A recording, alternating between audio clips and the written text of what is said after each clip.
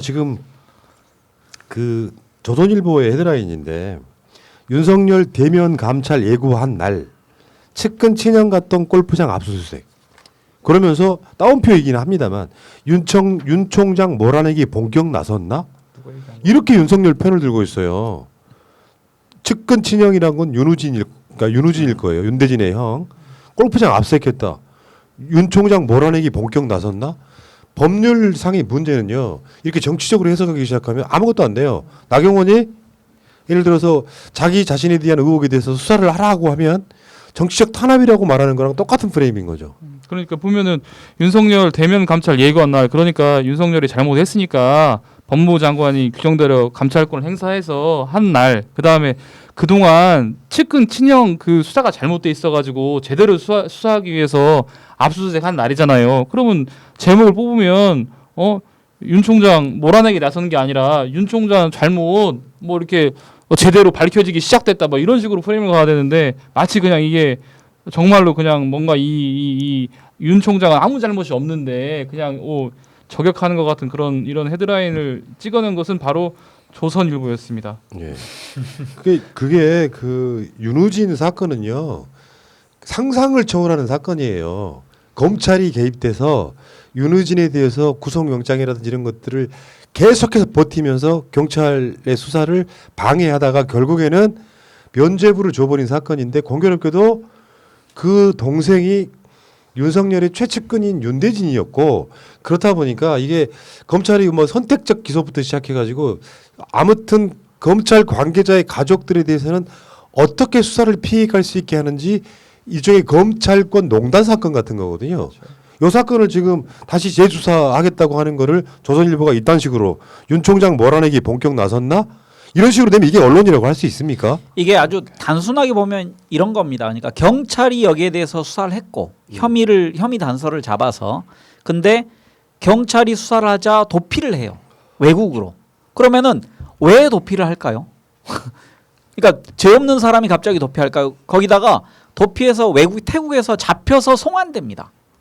그러니까 태국에서 국제 뭐 우리나라 형사 갔든지 간에 인터폴에 연락했든지 간에 우리나라까지 송환되는 사람이 그럼 이거는 우리가 영화에서 보던 TV에서 보던 완벽한 범죄자잖아요.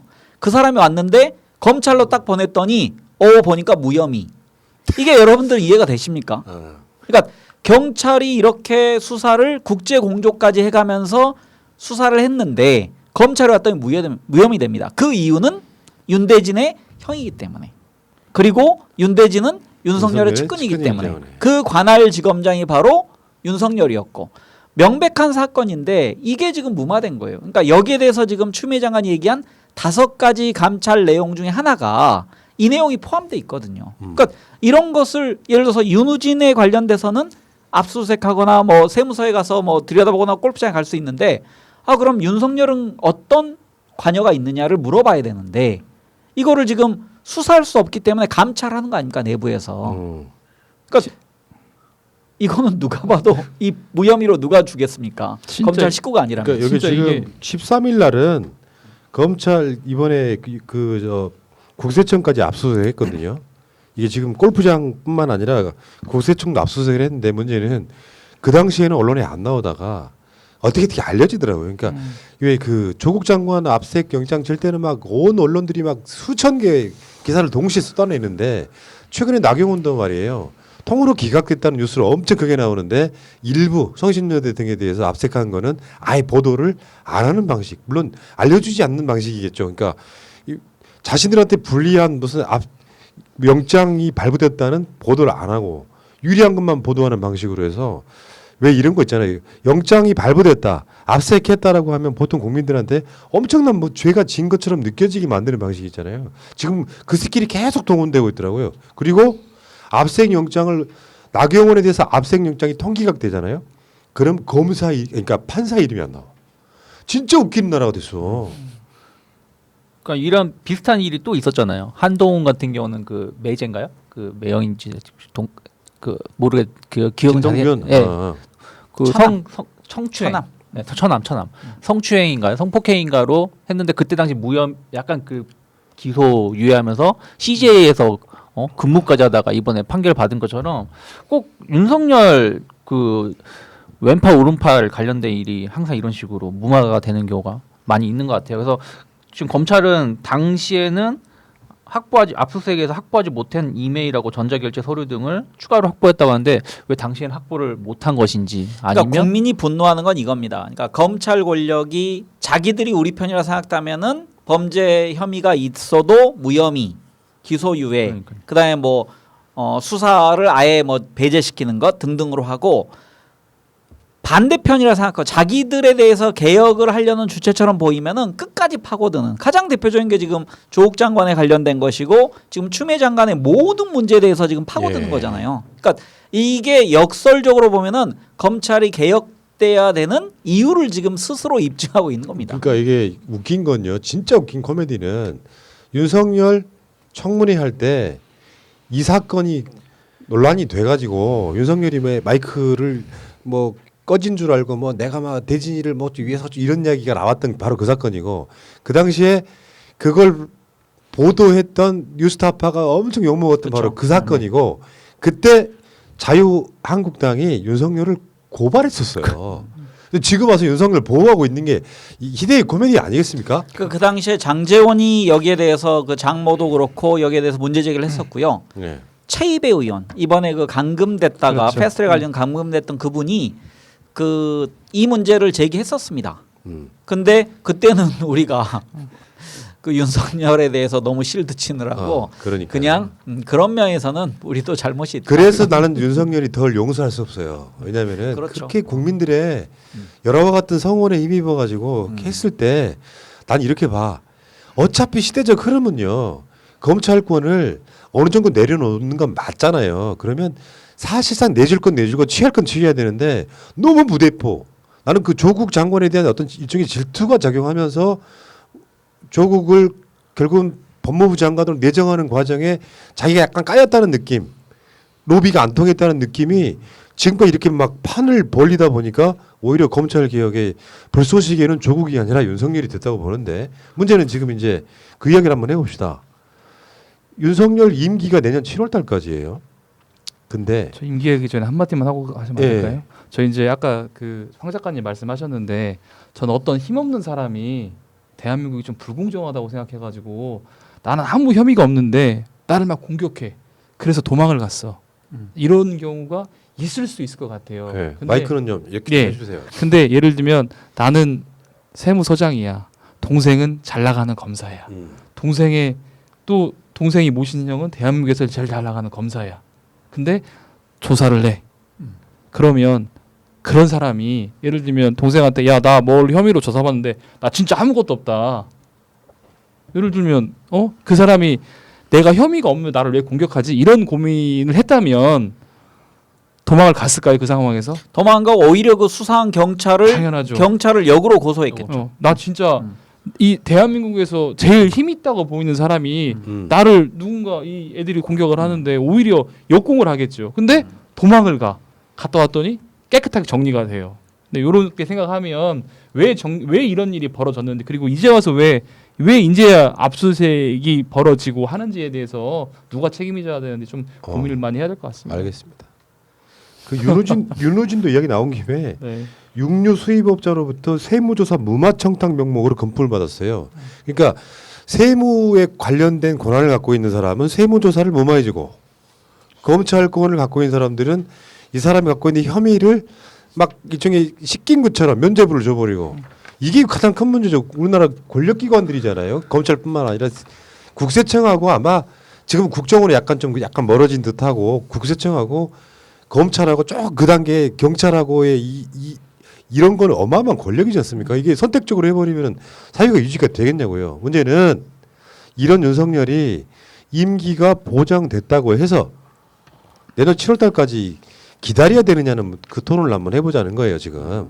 그러니까 사실은 문 대통령의 생각은 알 것 같습니다.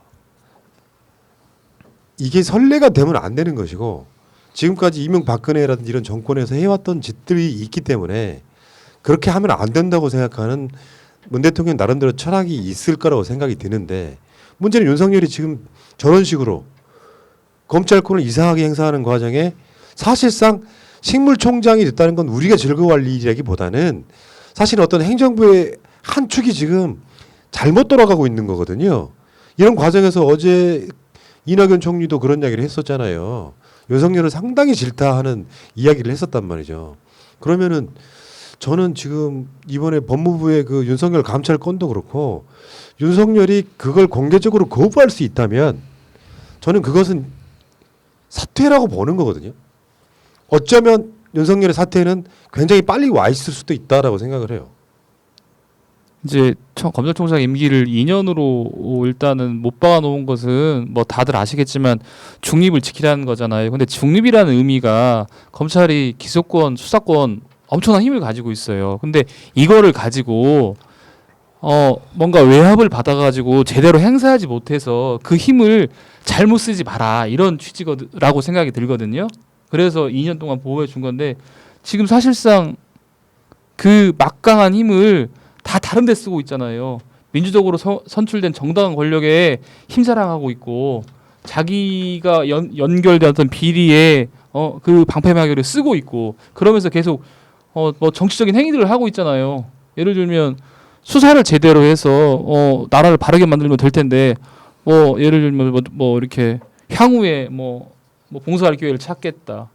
어떻겠다 하면서 계속 정치적인 발언을 계속 하고 있는데 결국은 중립을 보장받으면서 그거를 위해서 정치적인 계속 행위를 하고 있다. 이거에 대해서 이제 여당이나 여당 의원들이나 뭐 법무부에서도 끝까지 뭐 지켜볼 수 없다 이런 거 같고 그렇다면 결국은 그리고 뭐 대선 후보로 계속 거론되면 그거에 대해서도 본인이 책임을 지고 물러나는 게 맞지 않나 이렇게 생각합니다. 저는 이제 제가 그 결론적으로 말씀드리면 자진 사퇴를 하기 위해서 최대한 압박을 해야 한다.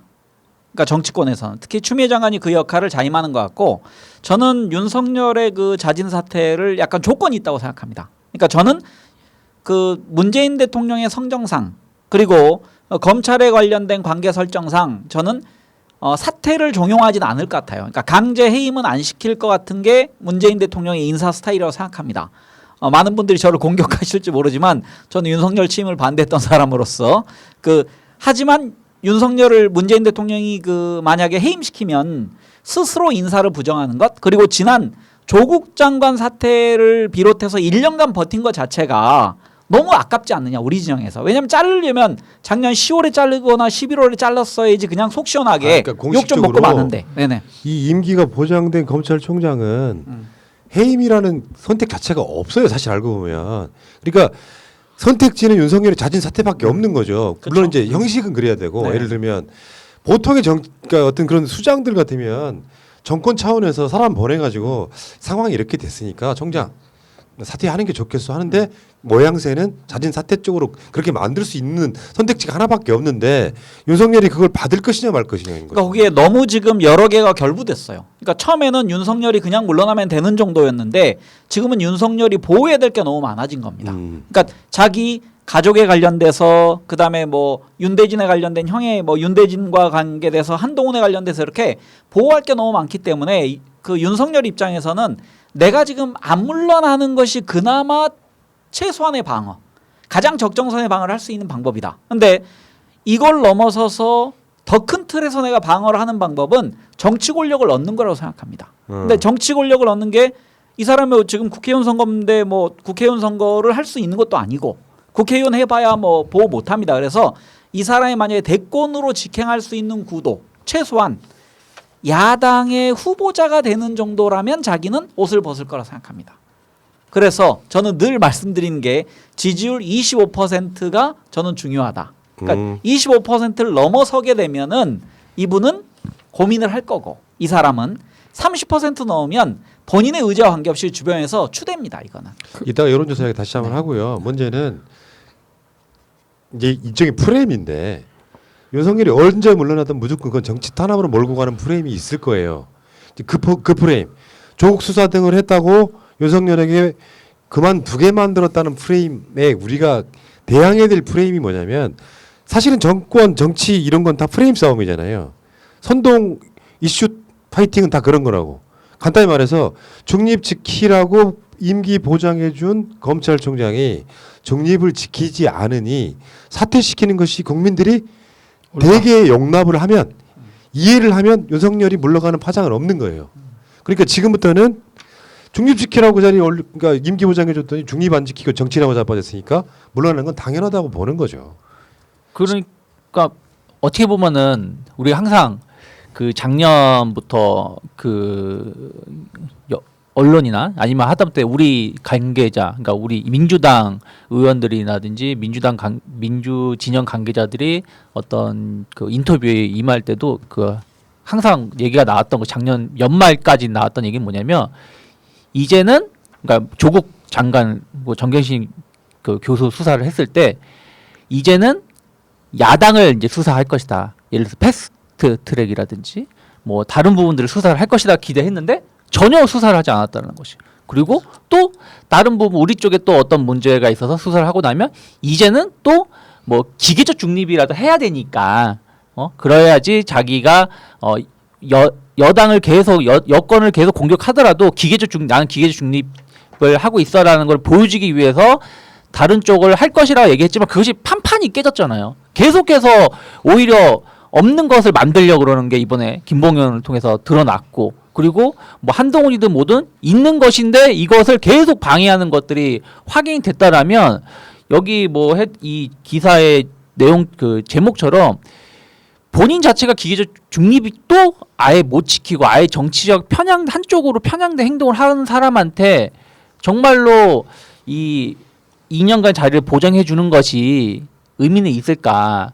그 물론 이제 뭐 임명권은 있지만 뭐 해임권은 없다라고 하지만 예전에 KBS 사장 해임했을 때도 뭐 약간 뭐 다르긴 하죠. 뭐 직이라든지 또 그 용어가 다르긴 하지만 어찌 되었든 할 수 있는 부분들이 전 있다. 뭐 꼭 윤석열이 아니라고 하더라도 너무 심하게 한쪽으로 과도하게 행동을 했을 때는 거기에 대한 제재는 있어야 되지 않을까 생각 좀 하고 있습니다. 윤석열 총장이 자진 사퇴해야 되는 거는 맞는 것 같은데 아까 황 작가님 말씀하신 것처럼 그런데 지킬 것이 상당히 많아졌다라는 것도 동의가 되고 그래서 자리를 지키는 것이 최소한의 방어다라고 생각할 수 있을 것 같아요. 근데 이제 프레임 전쟁 말씀하셨는데 우리가 찍어내서 이게 아니라 여론 자체가 잘못했으니까 나가야 돼. 라고 만들려면 지금 이제 진행되고 있는 앞서 저희들이 말씀드렸던 김봉현 사건, 뭐 권원육차 한동훈 사건, 그 다음에